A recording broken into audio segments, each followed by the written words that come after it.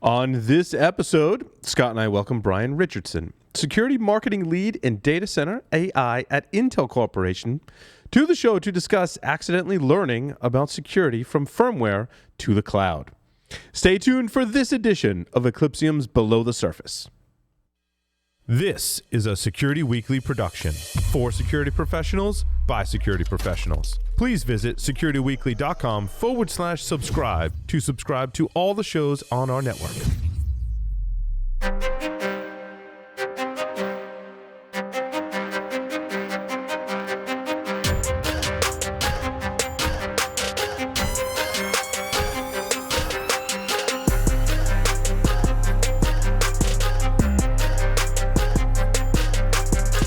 Welcome, everyone, to the Below the Surface show, the Firmware and Supply Chain podcast. It's episode number 8 for April 19th, 2023. Scott Shefferman is here with us. Scott, it's good to see you again. We were both on vacation, man.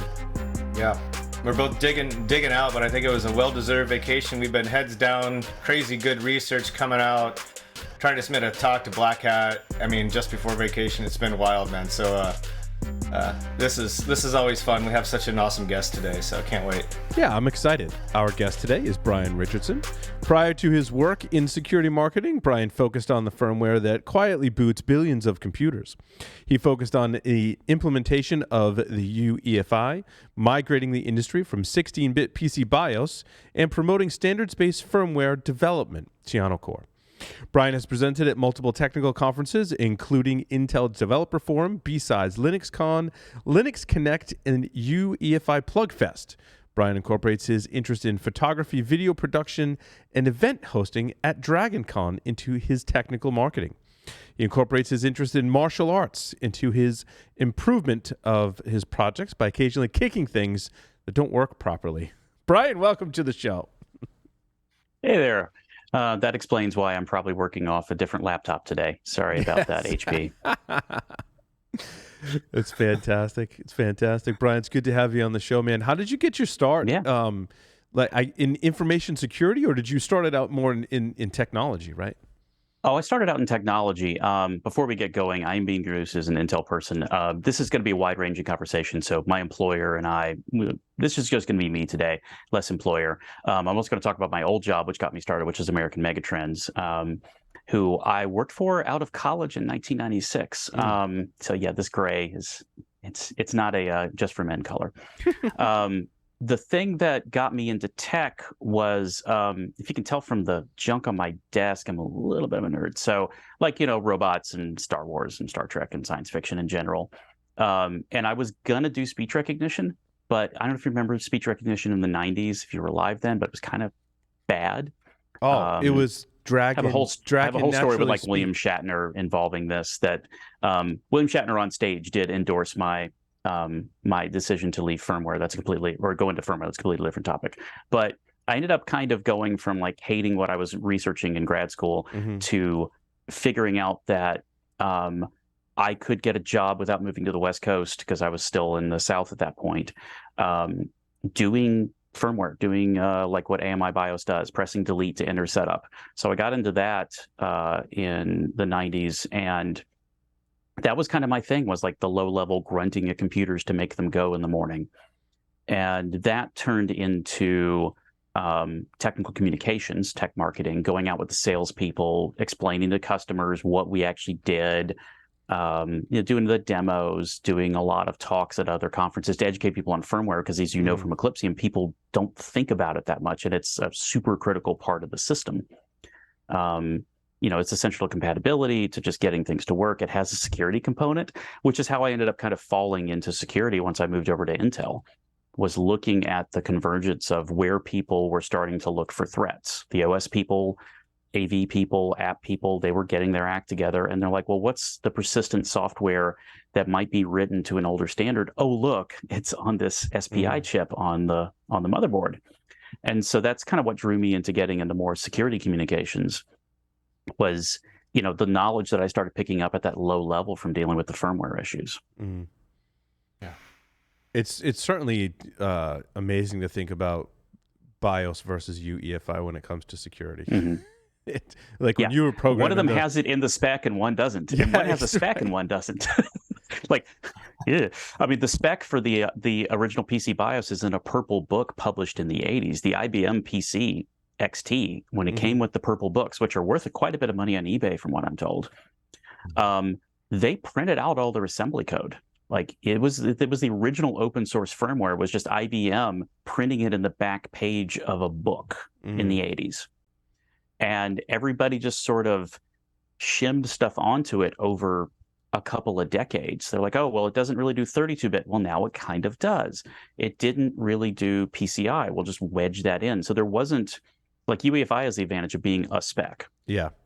It's a long spec, but you don't have an equivalent for what was being done back in the day, except for like what people would harvest and collect on like FTP sites and, you know, like weird HTML 1.0 web pages with tables that like laid out, oh, Award does this, AMI does this, Mr. BIOS, which was a thing, did, you know, like there were like 5 or 6 BIOS companies, they all did things a little differently. So compatibility was kind of a roll of the dice. So the good news is it's better, and just now it's a little more modernized, which of course generally means complicated. Yeah.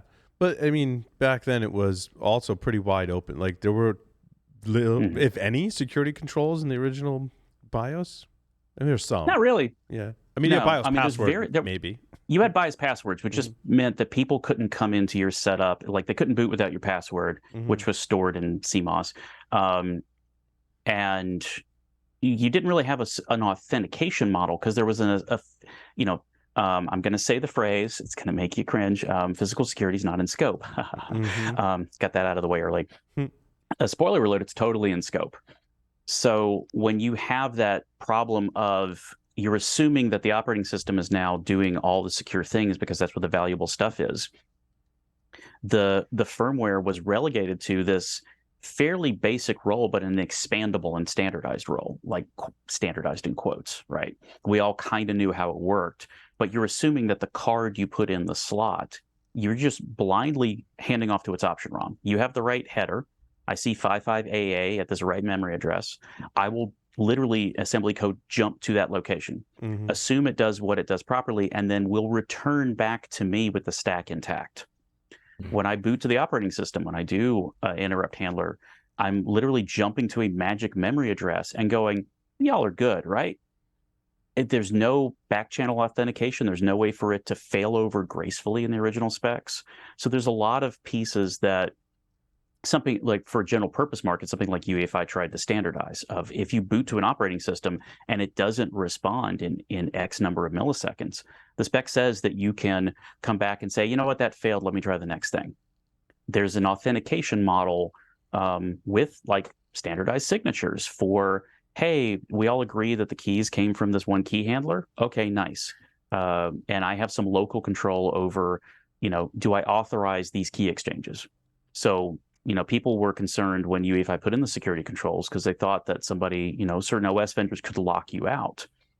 And what it turns out you could do is that if you didn't want Microsoft to run into your system under secure boot, you could sign your own stuff and literally lock Microsoft off your system. Like you could say that their key exchange is rejected, right? So it gave you a lot of, again, more complicated, but more localized control, either as a fleet manager, an OEM, or an individual user. And like all key management, it's, you know, it's something new, right? People are still bad at key management to this day. I think we communicated setting up this interview with an unsigned email, right? You know, we're still not consistent with it across the industry. Brian, tell us about your work on Tiano Core and explain to people what that is. Yeah. So when UEFI became a thing, I'm gonna need some. This is just tea, by the way. I'm not hosting the podcast. When UEFI or the original EFI started to become a thing, one of the things that the folks at Intel realized was that the reason we kept doing legacy BIOS, like 16-bit style BIOS, which for those of you kind of uninformed, anything before, say, Windows 8, the boot style was wholly compatible with the original 1981 to 85 edition of IBM PC XT computers. So all Intel and AMD compatible processors and all the other compatible with x86 at the time started in 16-bit mode. They started in what we call real mode. And then they eventually hand off to the operating system, still in 16-bit mode, who then decides if I'm going to elevate to a 32 or 64-bit protected mode. And that was done as kind of a compatibility layer. Like, even though we could build wider cars, the roads are already this width. We have to stay in our lane, literally. And every time a new OS or platform came out, because there's such a huge software ecosystem around, Intel compatible stuff, you would keep that glue in the middle compatible so that your hardware and your software from other vendors could play nicely with that. And at some point we realized, the entire population that knows assembly code is going to age out. And at some point we might want to stop starting processors in 16-bit mode.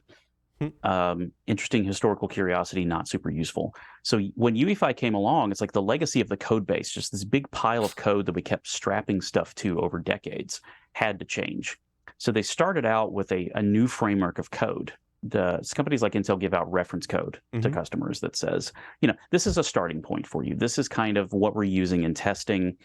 Sometimes it goes to production. Sometimes it's just used as a starting block, and then people build their own libraries. So they decided to make a set of reference code, but to reduce some of the barriers, the core part of that reference code, like the general mechanics of what would become UEFI, were put out under a BSD license. And then the assumption was you could take this, modify it, put your trade secrets in it, whatever you do. But we all started out with a common base. And that evolved into, hey, why don't we do modern software things and use the common base from GitHub, and then we'll strap our, value add / proprietary things on top of that.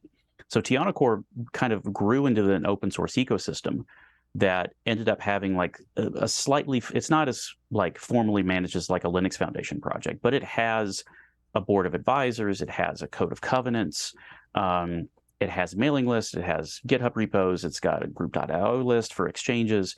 So it operates, it has all the trappings of like what you see as a normal open source project.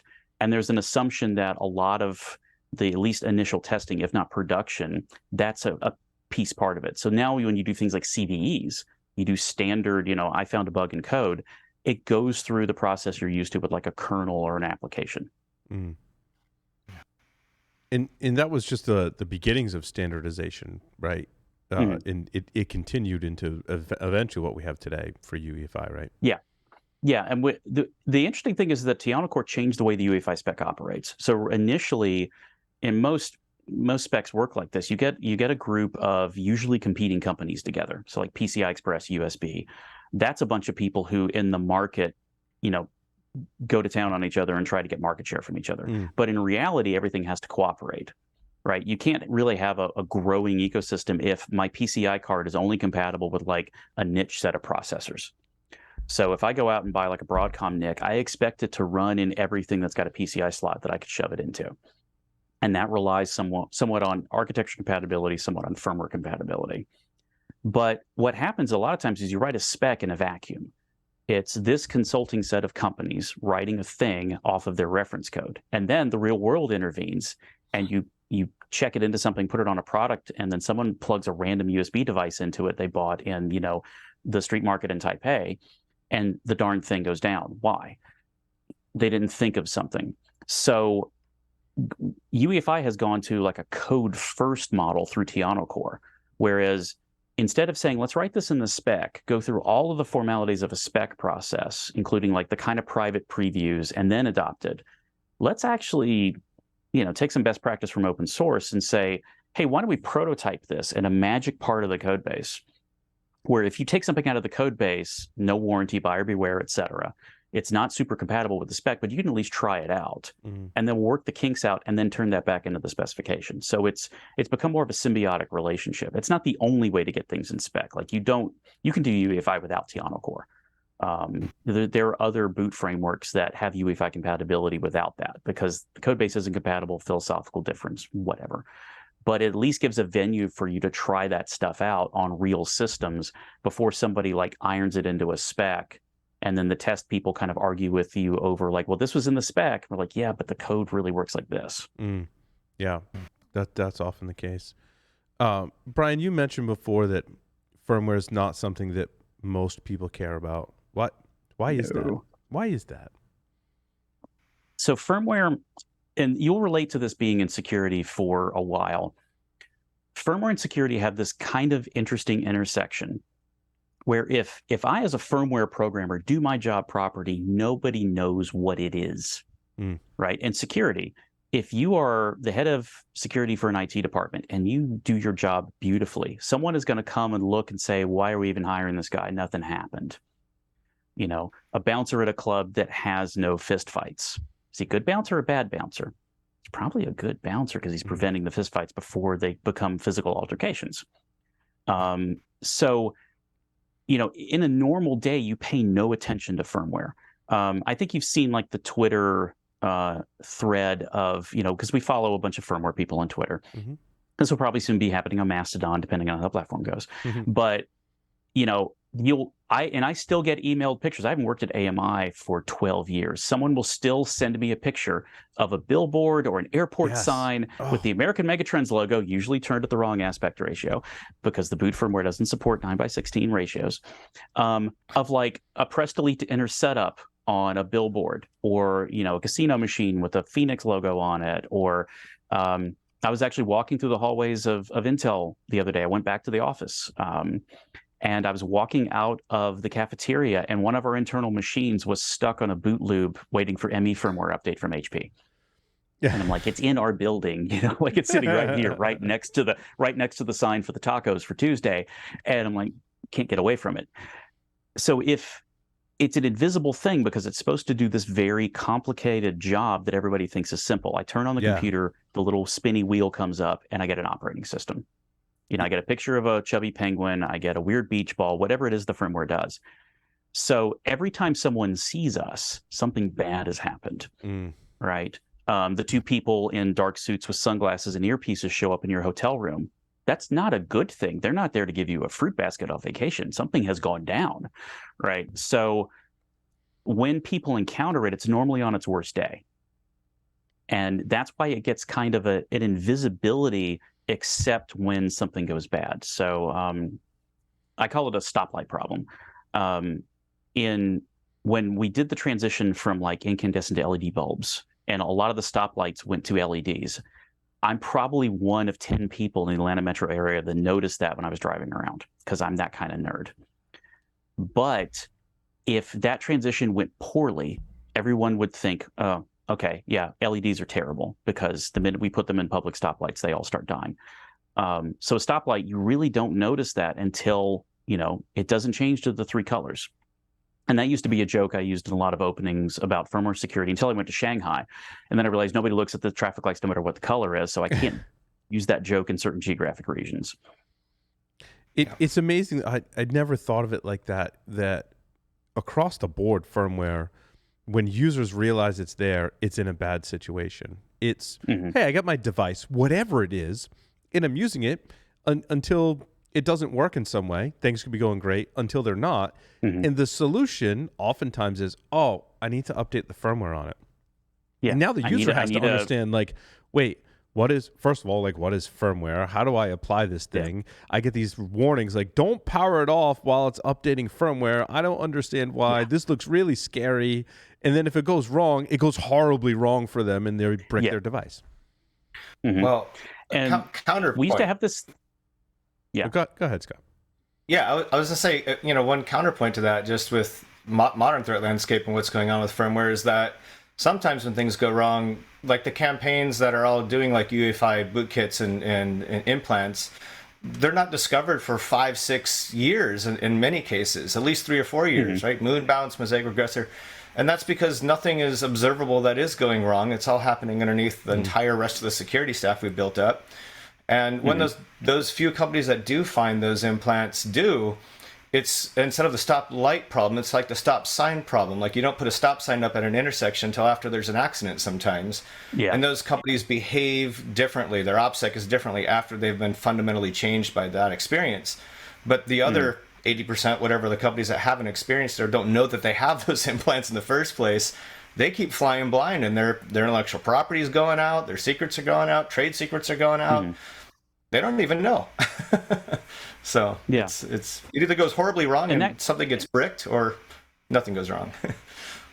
And that gets into like a newer kind of concept where we look at things like, because I've been working more towards data center the past year, I've been really looking a lot more at like what we talk about like as a trust boundary, right?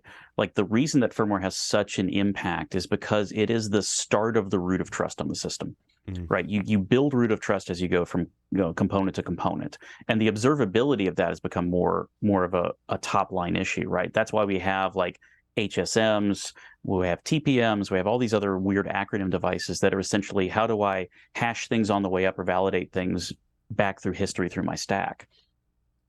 And when we get into like runtime situations, there are a lot of people, especially in data center, where when they're like they get away from the physical security, right? With the physical security kind of mindset, guy, blue badge, ironed onto his shirt with a stick.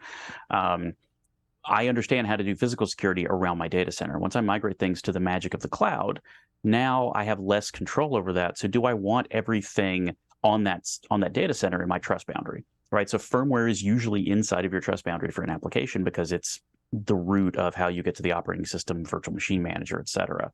So a lot of people now that are looking at how do I do like hardware backed things, build these, this falls into the confidential computing domain of like, once I get up and running, how do I shrink that attack surface? How do I shrink that trust boundary so that even if there is a compromise on the system, I have less exposure because I'm operating in this area where I'm not relying on the firmware to be part of my trust boundary now that this machine has booted and will probably have uptime measured in like the seventh, 9 down the road.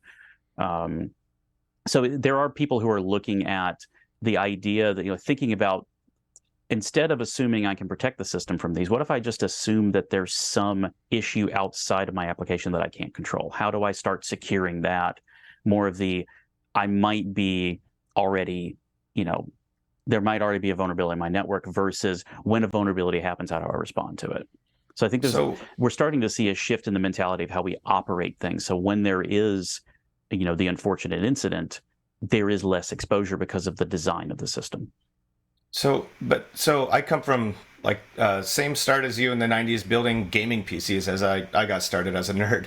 And then I went to work for Booz Allen Hamilton in the early 2000s, and I actually upstairs somewhere I have the entire Rainbow series. You mentioned the Purple Book. The Rainbow series is the old 80s DoD NSA guidance for all things compute. Yeah. And one of the primary concepts that we've been trying to build for, 30, 40 years now is trusted compute. And we've never, and all the DoD programs I supported for like 17 years, like that concept comes up entirely, and programs have been like throwing millions of dollars at that, and it never really manifests. I think the reason it doesn't is because of that legacy problem you described with like the cars can't be any bigger because the lanes are only so small. All the legacy support for mission or for enterprise is so vast that you can't just throw in trusting compute in our current stack, in our current environments, with our current users, with our current trust models, and everything we're doing at this low level is so still broken. It's not even a proper crypto system. There's actually no real trust at the boot process. There's none. It's not, trust is the wrong word. It's the wrong concept for what we're doing now, still 30 years on. So. Yeah. I mean, if it was an easy problem, we wouldn't have an entire podcast series dedicated to it, right? I mean, the thinking of, what has to change versus how do I change this without impacting operations? That's where most legacy kind of runs into place. Like I'd love to have a new air conditioner installed in my house without ripping the walls open, because I have to live in this darn thing while it's happening. Brian, yeah, it begs the question. It begs the question, though. I'm curious your answer. Why don't people update firmware? Is it that operational risk that is, you think, the number one reason? Yeah, I mean, so we're getting into a mindset now where we actually have the systems in place, like more, I think, in the past 5 years than any other time, where you can do it like a normal software update. So once you get ahead of like a Windows 8 type of system, it was a big deal when you got up to Windows 7 and Windows 7 would pop up and say, hey, we got a new driver for you. People kind of legit freaked out when that started happening. They're like, why would this random internet thing tell me that I've got a new driver to download? The random internet thing was like the operating system company through its built-in distribution system telling you have a driver. Because firmware updates up until legit like 2013, 2014 were mostly, let me shove this on a USB key and hit a magic button, magic application to do the update outside of the OS. Or let me run this really interestingly, he says politely, constructed application that is trying to do the firmware update from the operating system, which is tricky because the firmware is at a fixed memory address in your memory map. And in a protected mode system, if you try to hit a fixed memory address in a memory map, the operating system goes, no, we don't do that. We don't do that around here, and shuts the app down. So you have to literally go behind the operating system's back. And it finally got designed in with capsule updates and firmware. You can treat it like an OS update. So you can use the same delivery mechanisms. So you took a lot of the user error out of that process, and you also enabled a fleet, if they wanted to start taking updates and they didn't want to rely on like people coming to your desk with a USB key, or a kind of fleet management system that was probably a little third-party-ish or a little non-standard, or the weird software that like a big fleet provider, like a big OEM gives out. You could actually start pipelining this stuff. I get most of my updates on my, major OEM made in Texas laptop through the Windows Update system because they have a mechanism to do that. But the thing is, taking a firmware update is not without risk. And a lot of IT shops, they, in an enterprise system, they want to validate their patches. You don't get the Windows patch instantly in a big company, right? They go through it, they get early access, or they hold it for like a couple of months unless it's super critical. So they still consider firmware updates to be an operational risk, not because it doesn't improve the security of the system, but because it's a headcount issue. If this one machine goes down, I have to do a very expensive person-to-person moderation of this broken laptop. It has to come back to a shop, or I have to remote into it through something like an Intel vPro or a very, specialized remote facility to get this thing back up and running. So you mentioned trust earlier. What's your take on what I will loosely describe as the irony of using the operating system, allowing users and even just the operating system code itself to be the mechanism that goes down to update firmware on a device? Yeah. It's kind of broken by design still, right? Just from a trust perspective. That's the fun thing about capsule updates. So like I agree with you on the application in the OS that has to do scary like SMI activities or magic, firmware call routines that are proprietary to a vendor or not, or a provider, right? So anything that's like, well, I'm just going to raise an SMI. Anytime someone says that, I'm like, that's a problem, right? Because you're doing something at the OS level, you're taking the OS out of the loop up, so you lose the OS protections at that point. What Capsule does in the UEFI spec, it's a staging process. I'm going to put this thing in memory. I'm not actually going to deliver the update because the operating system, I'm just going to admit I don't know enough about the hardware to do that properly. And I'm going to reboot, and in the reboot, tell the firmware, you have this capsule sitting in memory. You need to process it and then come back up through your normal boot process. Now, this is where we get into the trust issue. If the capsule's not signed, I have opinions. If the capsule is signed poorly, I have similar opinions. But it does have the thing of, if you don't trust the motherboard provider if you don't trust version 1 of your firmware to take version 2 of your firmware, you have a different security problem that I can't solve for you. This is going back to finding a guy with the iron-on badge with a stick, right? You have a different kind of supply chain problem. So version 1 gets tampered on the way from laptop leaving, random unpronounceable city to my home, and like leaves China, shows up here, doesn't pass through the OEM in that process because they're going to ship it direct from their factory. If it gets tampered with in that process, then when I'll notice it is when version 2 from the factory comes along, and version 1 may not be able to touch it because version 1 got mangled, and hopefully in that process you break the update, or break the signatures that allow you to say, hey, my update doesn't go well. So there is, Capsule at least puts that updating mechanism back on the initial firmware to validate, like version 1 to version 2. If you signed everything properly, everything goes well, your company's not currently in an article in the register about firmware trust, then you should be able to take those updates. And the firmware should be able to attest that, hey, this looks like something I should be able to take. Now, if it's garbage, the firmware should be smart to chuck it aside, go back to the OS and report up, hey, that firmware update you gave me, is no good. And then OS telemetry goes back up and the update system starts learning about what's broken. I want to hear your opinion on your opinions that you mentioned on unsigned firmware, because we're noticing several vendors that are going through hard times right now with ransomware. And there's a tremendous amount of BIOS and UEFI firmware, even very recent, like hyper recent now, that is not signed in any way that a user can possibly validate. There's no hash value there. You download this from a website. Maybe they have a TLS model and a cert that you trust loosely, implicitly, but still orthogonal to the trust model. You download this binary and it's not signed in any way that the user can perceive or deal with. And off the update process goes. What's your, you said you had opinions. I'm curious what they are. I mean, honestly, and I've said this publicly in a lot of presentations, so this is no spoiler alert. If you're not signing your firmware updates, you shouldn't be delivering firmware updates. I mean, that's because you are relying. Because here's the thing. Hold on. Not everyone signs the capsule? I thought, isn't that a requirement? It's not a requirement. Oh. It's not required. But MSI doesn't. So there aren't UEFI cops. Like the spec group is not that well funded. I used to plan events for them. The spec group is funded, but it's not that well funded.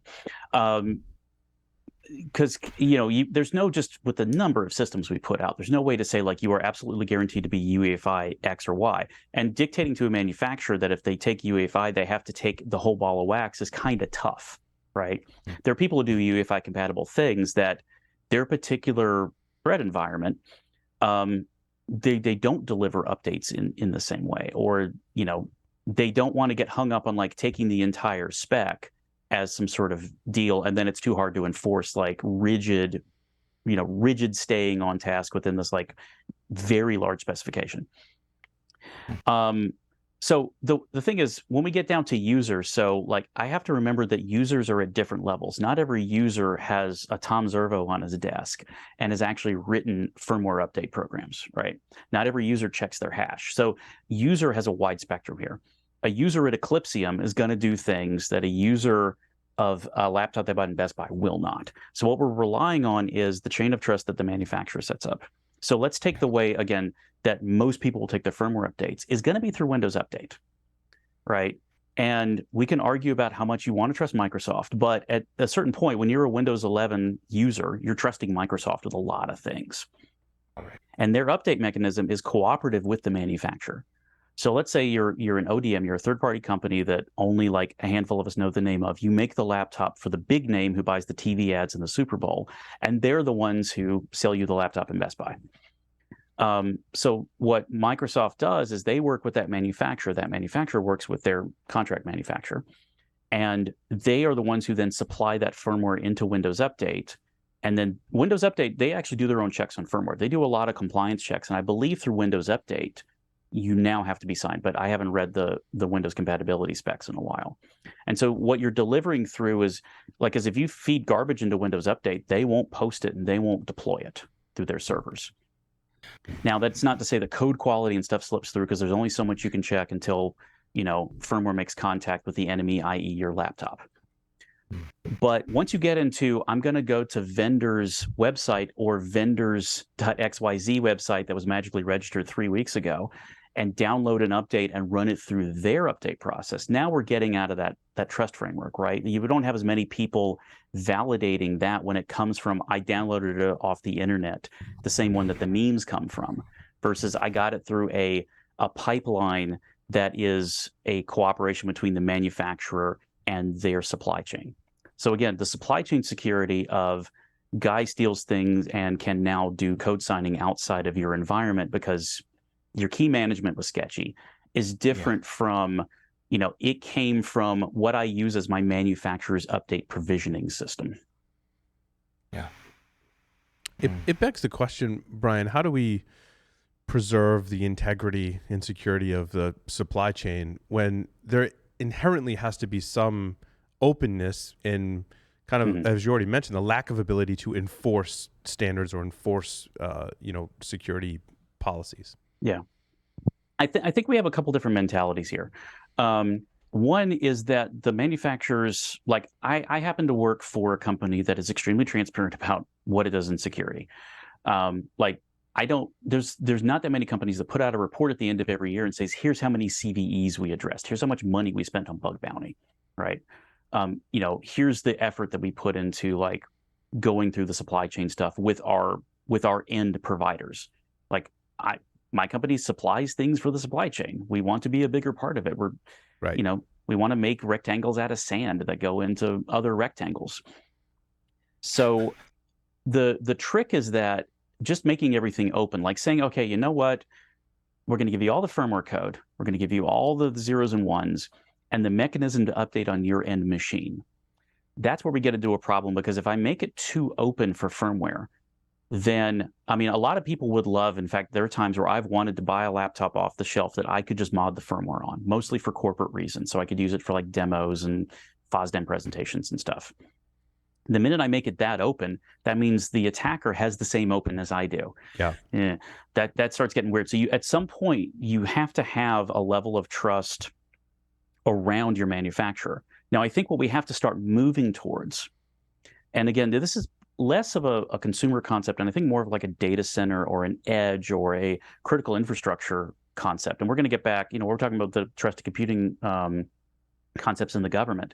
There's a certain point where once your machine is operational, you just need to start assuming that some bad things could happen or may have already happened to the system, and determine when you operate your application, first of all, what's your threat, right? So we were doing the pre-show talk, and I live on 6 acres in semi-rural Oregon. I still have fiber optics somehow, so wine country money, I guess, made that happen. So I've got a bunch of cameras in my barn.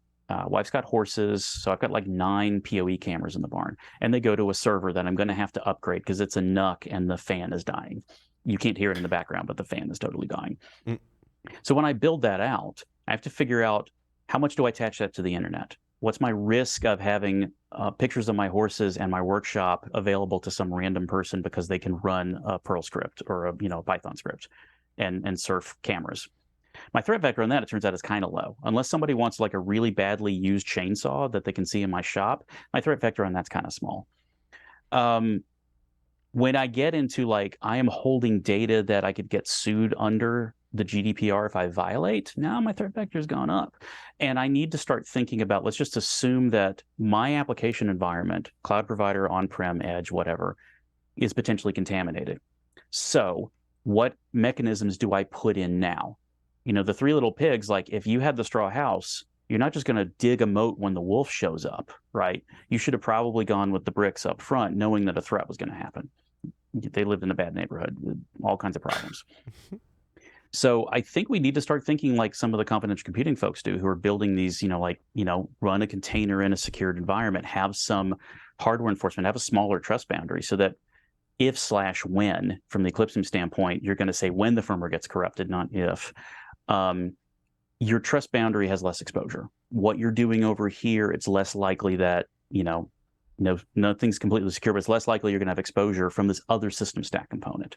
And that's a harder problem, because that's not just, in some cases, that is moving your VM from an older machine to a newer machine that has a newer level of hardware protection, has some kind of trusted execution environment. But in some cases, it is a redesign of your application. It's a redesign of your pipeline, your IT infrastructure. And that is a harder justification. But if your data is that sensitive and your application is that valuable, that investment is probably cheaper than your mitigation. There's somebody doing math right now. Is the lawsuit worth more than the consultant? Are you going to pay the lawyers or the third-party software developer more? You kind of have to start doing that math. So I think we're at a new kind of precipice, bringing this back to like the threat landscape, like Paul mentioned at the beginning of this, especially just with the current threat landscape, with what's going on geopolitically, with the conflict, in Ukraine. The propensity for destructive actors and their motives are kind of through the roof in a lot of ways, and we're kind of on that precipice, whether it's a nation state funded or it's a hacktivist group that just has access to things like Black Lotus, et cetera, UEFI kits. My perspective here is that you look at data centers like you were talking about, and yes, espionage brings a certain threat actor a lot of value, long-term espionage on a single, let's say, hypervisor steel, looking at tenant data, third-party tenant data, etc. But I'm much more these days concerned about, you look at like baseboard management controllers and the ability to spread on those management networks and brick devices. And we're working on research now that I won't allude to too much, but suffice it to say that there are folks that know how to go from a container all the way down to the baseboard management controller. And from there you can brick, disrupt, spy, whatever the heck you want to do to Windows and applications as well. Move laterally, all the things any attacker with any motive would want to do, but including destructive, like permanently bricking a device. Yeah. And your baseboard management controller being that last line of defense from which you would normally restore a device, right? So I think we have to start worrying about, like your three little pigs analogy, getting ahead of that in our architecture, in our segmentation. I've been hearing things like people are starting to move root of trust down to the baseboard management controller. And they're managing it in data centers from the operating system like we're talking about. And we're starting to really conflate these assumptions of trust boundaries between virtualizations and boundaries and containers and the hardware and the steel. And I feel like we've been operating on this kind of cloud assumption of separation that is actually fundamentally broken because of this interplay between hardware and operating system going bidirectionally. Yeah. So what do you yeah, I agree with the part that I agree with on that a lot. And this is why I have a job, is because people don't actually think about their hardware when they go to the cloud. This is the biggest issue that they have, because the sales pitch on the cloud is, don't worry about managing the hardware. We have that covered. We are now a service provider, and we will take care of the hardware things for you. And they don't ask the questions you're thinking about, like what's the relationship between the hardware and the software and your whatever stack you're running to manage your cloud environment, right? They are looking at this as I want to offload the annoyance of a bunch of like big silver boxes with fans in a closet, or a warehouse that I have to pump water out of the ground to cool. They're looking at it as an operational expense versus a capital expense. So this gets down to like accounting math. And when they go to that cloud provider, if they start asking the questions you're thinking about, to get visibility on the hardware, because if it's just software that's chopping up your layers, and your OS is a way to talk to what you consider to be your root of trust, and that trust chain doesn't have some physical guardrail in it, you have to essentially have some kind of way to enforce your service level agreement through hardware, right? What is the physical wall that keeps your virtual machine from talking to the rest of your software stack? What enforces that trust boundary both ways? Is it an encrypted environment you're running that in? Are the keys visible? You have to really know a lot about your hardware when you start moving things to the cloud, because the sales pitch from the cloud provider is you shouldn't have to care about it. And really, that's a thing you have to think about when you move it to, the cloud is just somebody else's computer. If you do it wrong, it's everybody else's computer, and you end up in the news. So that's a thing you have to think about. Like, if I'm going to drop my cat off at a friend's house when I go out of town, I want to see the house. Did they put in window screens? How good are the doors? Oh, there's still a dog door open. My cat's gone, right? You really need to, even though the accountants are like, we want to get out of maintaining hardware. Fine, cool. It may not be your business to run a server farm, but whoever's hosting your stuff, the conversations we're having right now, they should be having with whoever they're picking as their off-prem provider. Yes. So well said. I'm glad it comes from you.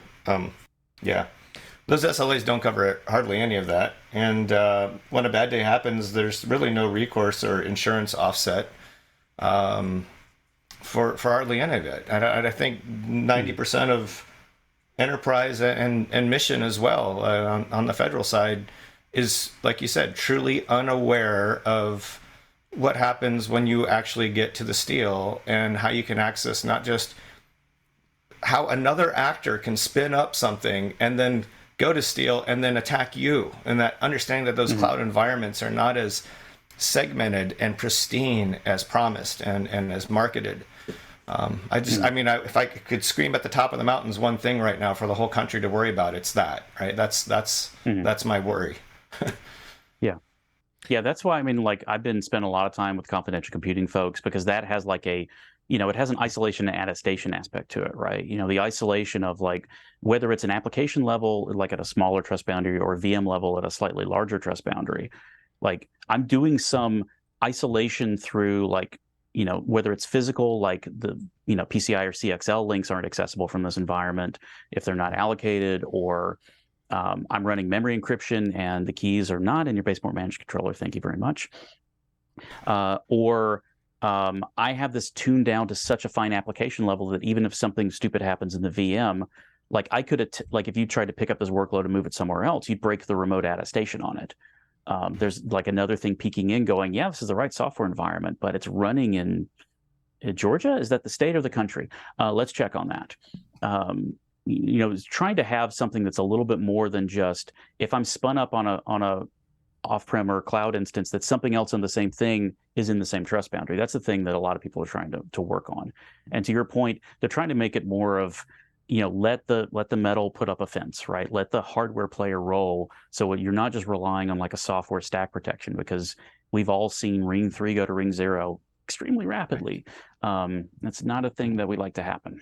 Along those lines, Brian, Scott and I see this, and I'm curious your thoughts on the threat landscape as attackers, and I don't have a whole lot of science and data to back this up, but they seem to be more focused on firmware. Is that because operating system level protections are getting better?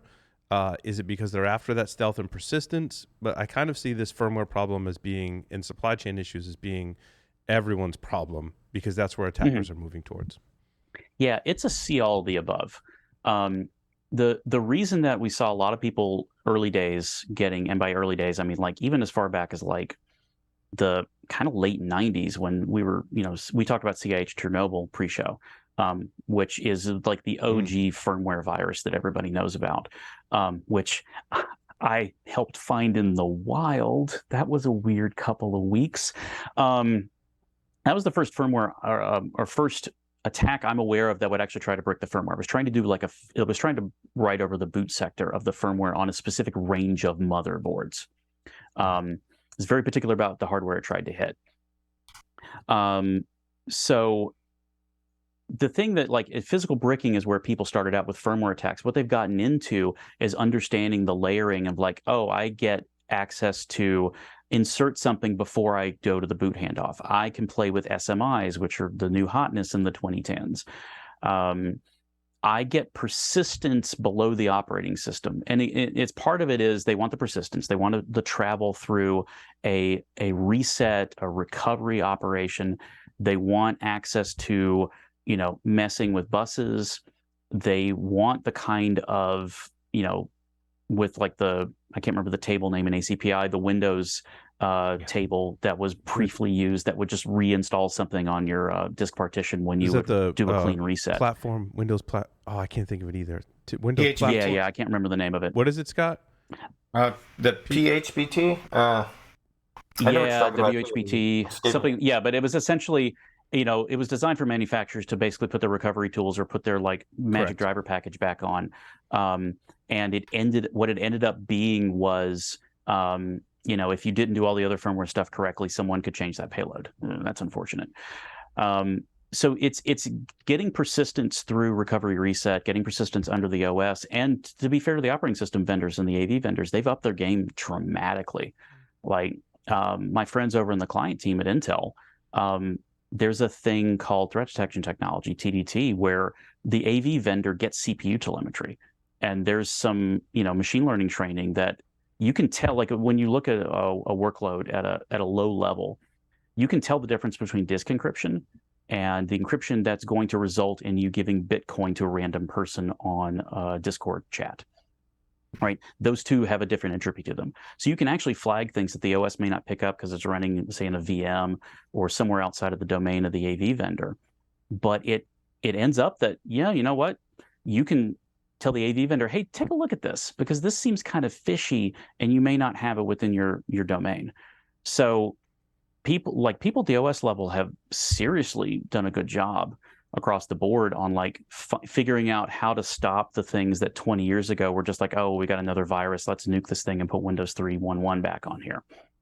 It was the Windows platform binary table WPBT. They were all had bits and pieces of it. Yeah, it heads full of acronyms. None of them make any sense.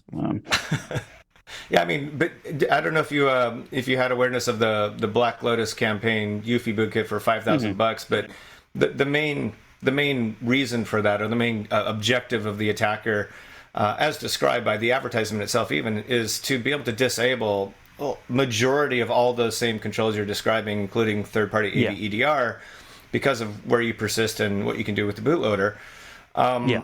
And it is interesting. I think Paul asked the right question. Like, is it because AV EDR has been getting better and now we're simming and soaring and getting better with machine learning, et cetera, at the predictive side? But at the same time, we have this irony where the attackers are getting pretty good at anticipating those controls and kind of fundamentally making an antivirus look like it's still working when it's not. And, it's a cat and mouse for sure, but the attacker, by definition, at the end of the day, has the ultimate advantage if and when they're at that low level, right? Like, theoretically, this race ultimately is won by them if we're not careful. Yeah. I mean, it's a hard attack to pull off. So you see it. I mean, you see it less frequently than other types of things, but it's becoming more frequent because there's a focus. There is now the financial incentive, right? We're talking about, there's now a marketplace for these things, sort of like scary eBay, right? So there's a financial incentive for them to do this. And now, they find one exploit that gives them that capability. And in the case of something like Black Lotus on the client side, like a certificate revocation that would technically fix this would be very difficult to implement at scale, right? The number of machines you have to alter, the conditions of getting that revocation correct on the platforms it goes to, is, it's a problem, right? It's just hard to pull off because there just aren't enough Geek Squad, VWs to go to everybody's house to make that happen. Yeah, is that comes back just to on that gas alone, it's going to kill us. That operational risk comes back that I think is ever so present when we talk about things like firmware or these low-level processes, that everything that happens between the time you push the power button to the time you're presented with the login screen. Yeah, the baton drop aspect of that, of what Black Lotus utilized, which is that practically a forever day in secure boot. And that was the first time. Black Lotus is the first malware in the wild that, for the longest time ever, that bypasses secure boot successfully. And now that open source project, Baton Drop, is available to any attacker to replicate. And as long as you have a vulnerable bootloader, you're in. And like you said, you can't revoke your way out of this. Whether you're Microsoft or an OEM or industry at large, there's no physical way, because of physics and economics, like you said, and operational time that Paul just mentioned. It's really concerning, because the majority of compute is still totally relying on the secure boot process as a primary form of the operating system to be able to trust that firmware, right? So, yeah. I mean, it's an evolution of threat and operational models. I used to work with Martin Dixon. He was at Intel for a while as one of our security architects. And he always talked about security like a castle concept, right? Like an old school castle that had like a village and a fiefdom around it. And you had to work your way all the way into the castle through like troops that, holding big poles with pointy things on the end. And then he would say he'd do the entire like 10 layers of trust, and the different examples for that. I use a bar because I'm less sophisticated than Martin. And then what happens is then they show up at your castle with a cannon, and that changes, So basically things like this are now, small arms showing up on the battlefield, and it does require a change in operational models. So, that idea of if we're running in a world now where we assume that the lower levels of software can get monkeyed with at different phases and it will take a while to mitigate, I think, OS AV vendors may even have to adapt. But I know that, this is a big conversation with anybody who's doing, cloud-based or personal data collection. What's the assumption I make? How corrupted do I assume my base level is that I'm running on so that I can shield myself from it? Yeah. And if the flood is coming, do I put up the sandbags now or after the water starts rising? Open-ended question. No wrong way to answer this. So I'm going to try to make it as abstract as possible. Should a large enterprise trust their supply chain?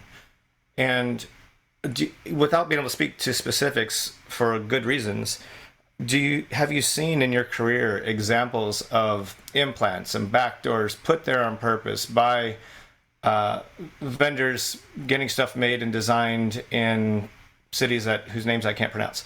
I mean, are we at that precipice where organizations, in your opinion, need to take back what I would call security control, another term from the 80s and 90s, of their hardware and their supply chain, or not? I mean, what do you think? Yeah, I mean, supply chain is not entirely my jam, and there are aspects about it that I don't understand as well as others, especially when you get down to like physical part, verification. What I am seeing the trend in, what I think is not like, it's not a taking back your supply chain. Like I don't expect like that everyone's going to like go out in the back and start smelting their own metal to build their cases. Like, please don't try to make your own silicon at home. It takes a lot of heat and chemicals. It's very dangerous. That's why everybody at Intel wears those weird suits. I think that what people are getting into is trust but verify. Like, you, at some point, there's a certain level you have to trust the supply chain. Like, I grow my own eggs, but I bought the chicken somewhere else, right? There's a certain, you can only go back so far. So I think what you're going to have to see, and I know people at Intel are doing this. I know people like, was it OSDM or OSPDM, the open source traceability that I think Open Secure Software Foundation is doing. Yeah. Where you have the ability, like, you can trust your supply chain, but also give me the data that helps you trust it. I remember a couple years ago, Intel did this project I was like vaguely associated with. Like, I barely looked at it, but I knew the guy who was working on a lot of it, where there was a beer company, so Paul's going to be interested in this. It was Road Brewing. And they had a useful application of blockchain. Everybody looks surprised. So they weren't making like weird cigar smoking monkeys with hats. They were actually using a device that could work between different vendors, and it traced the hops from the field to the brewery. And it was a physical tracker, and it transmitted data that could be handed off to different vendors through the supply chain of temperature, condition, time, humidity. Like, was the sensor upright the whole time, or did it spend a brief period of time at 90 degrees and come back? I.e., did the turnip truck turn over and knock my hops off? Yeah. And they were able to attest that all the way through their chain with like the tracking system, but the data was made transparent so anybody could see the condition that was involved in that chain.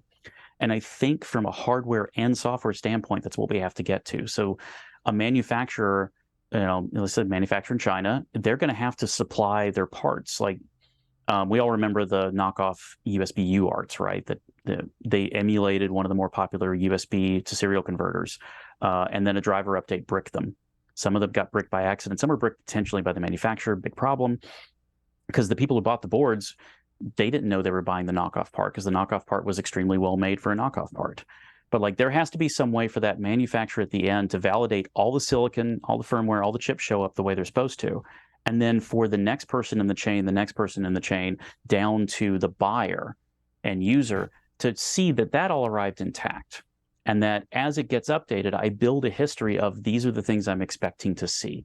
So it's not just having a trust relationship with that vendor. That trust requires that, whether it's software or hardware, and software is one of the harder parts of this, you can have some visible attestation that you're running what you think you're supposed to be running. And then that is going to be part of the data you use to determine, okay, when am I starting to get into problems, and how can I like contain or mitigate problems that I'm running into? I think the industry now is at this crossroads where we're really kind of leaning into SBOM, and it is like the best place to start. And it's like, start with what you have, start where you are, right? And this is something you can do via the attestation mechanism. But to your point about blockchain, it's not cryptographically insured. It's not true trust of what the SBOM is. And you have this obviously many complexity problem of SBOM in general. And just because it's in my SBOM and it's vulnerable doesn't mean it's attackable, like, exploitable, if there's a vuln. So SBOM is messy as heck, but a really good place to start, if only just for our own awareness of the size and scope and complexity of this problem space. And then I think maybe we'll get to that place where we say, okay, we need to be able to do this cryptographically in some way that is insured, and is you have that chain of custody aspect like you mentioned with the beer company example. Like that, I don't know any other really good way to solve this globally, and or even if we ever will, as humans, as a human race in a global market. Yeah. I mean, if they solve it, congratulations, you guys are retired. Hope you invested well and enjoy your Tesla. But yeah, if it was easy, we wouldn't be having a podcast series about it, would we, Paul? That's right. Well, Brian, awesome time chatting with you today. I want to thank you very much for appearing on Eclipsium's Below the Surface podcast. Brian, thanks again. Yeah, thanks a lot. Appreciate the conversation. It was a lot of fun. With that, we will conclude this episode. We'll see everyone next time. Thanks for listening and watching.